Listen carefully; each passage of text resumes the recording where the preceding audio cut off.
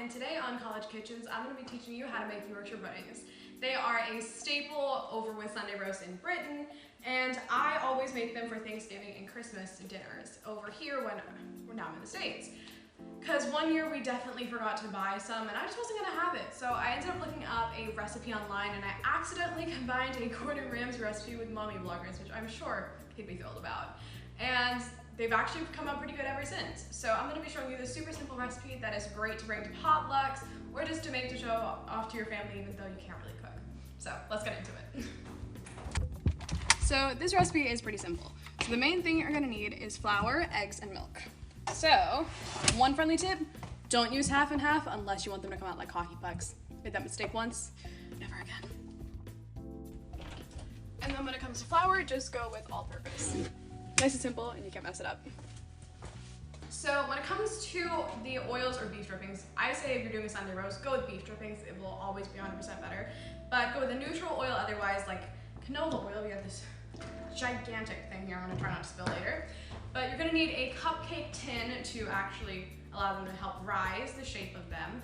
And then I would recommend a mixer, or if you want to just whisk it by hand, you can do that with a bowl. But for me, I always do it in a Ninja blender. That way I don't have any lumps because I like my Yorkie mix to be nice and smooth.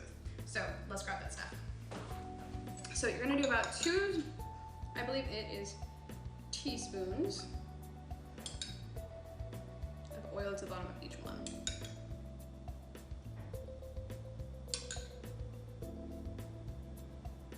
You're gonna put this in the oven for 12 minutes at 400 degrees to heat up the oil.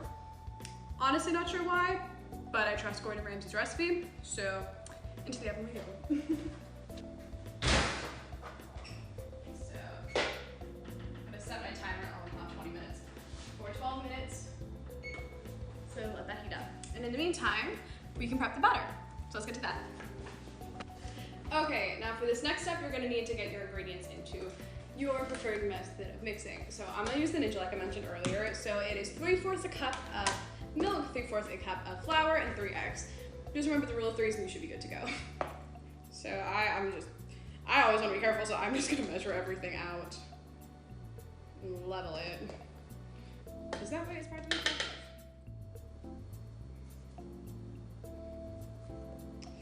I just realized, like, as I'm doing this, I totally forgot to preset the oven. So I'm going to do that as soon as I finish the flour. So you finish up with the flour, so now you're on to the milk. I think if the batter is a little wetter, you can always just add in flour and even it out, but I don't want to throw off the ratio because it should be equal parts flour, milk, and eggs, this recipe. 1, 2, 3. That was 3, right? Okay, we've checked back the footage and it was indeed 2. I don't know why. I think I'm getting distracted by music that's playing in my AirPod right now, since copyright is a thing that is serious everywhere nowadays. Okay, so that is 3, and our oil should almost be done preheating in the oven, as I showed you earlier. And last up is the eggs. All right, I'm just gonna put them right into the waste disposal as we finish.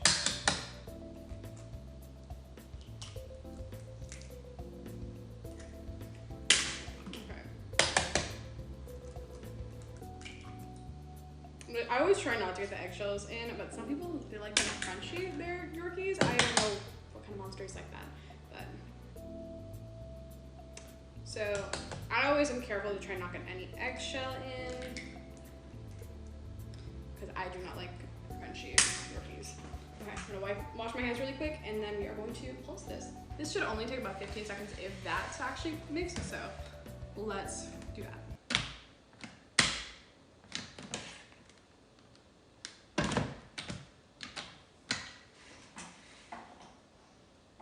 I think I broke it. I'm gonna start slow with this. I don't want it to go everywhere. So I've never done it with this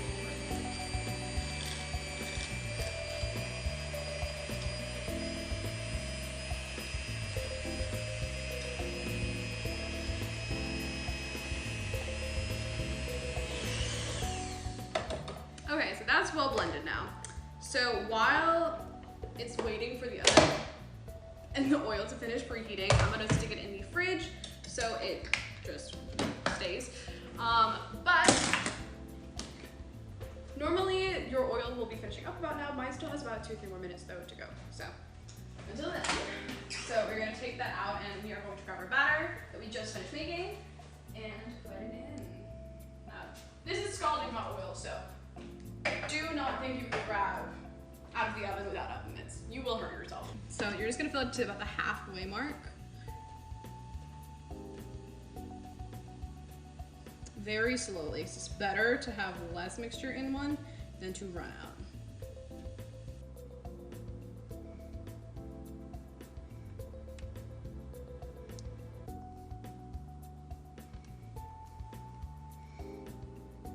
And just repeat until you've got all of them filled.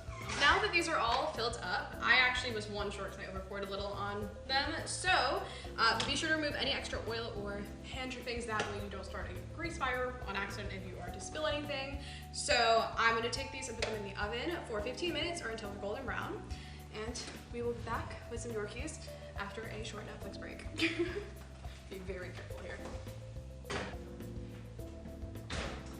So just to be safe, I'm gonna set it for a few minutes less than 15 so we can make sure we don't burn them. And I'm gonna keep an eye on them anyway. So that is a timer for 13 minutes. And we'll be back. We have 8 minutes left. Let's check 5 minutes in what they're looking like. Whoop, they're rising. They're curling. That's a good sign. All right, we'll check back when they're done. Okay, so the Yorkies are on the last few seconds in the oven. So I would recommend grabbing a bowl with some kitchen paper or some napkins just to absorb the excess oil, because they will be a little bit oily when they're first out, and be super careful on taking them out because with them rising a bit, some of the oil may have spilled a little over the cupcake shape. So just be super careful with that because you do not want to burn yourself. So also, oven mitts are a must for this step. They are nice and all popped up. Some of them have definitely popped into weird shapes, but some of them have kept the standard Yorkie shape. Let me show you. Yeah, like some of them made some weird shapes, but you got like some classic Yorkies up here. So now we are going to carefully take these out and drain them. Oh no, they're a little stuck. Oh no. Of course, the time I bake them to cook. Okay, there we go.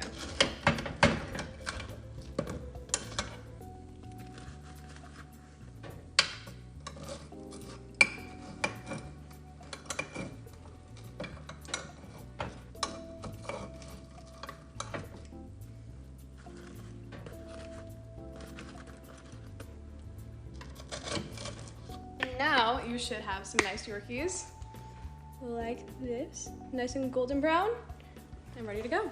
So this is how my Yorkies turned out. Not too bad, definitely not my best, definitely not my worst. They did take on the shape pretty well this time, so I'm very happy about that. And give it a second to let the oil dry. They look pretty good, but do they taste good and do they have the crunch? And are they a little oily on the bottom? That's the way I like them. Okay. I'll take this one. Well, they do have a nice crunch to them. They turn out good. To wrap up, I think I did a pretty good job. Definitely not my best batch of Yorkies, I will say that, because breaking a ninja kind of puts a damper on things, I feel like. But they turned out pretty good. They puffed up well, they're really crispy, they're perfectly oily on the bottom, so I'm really happy with how these turned out. Hopefully my parents make it home before there's none left, because these are way too easy to eat multiple of. Like, normally you have a couple, but they're dangerous, I will say that. So be careful and sparing when you make them. This is why I only make them for Thanksgiving and Christmas and New Year's, because they are so good and you can eat too many too quickly. So I hope y'all like this recipe. I hope y'all have a better time making it and do not break your ninjas when you do it. So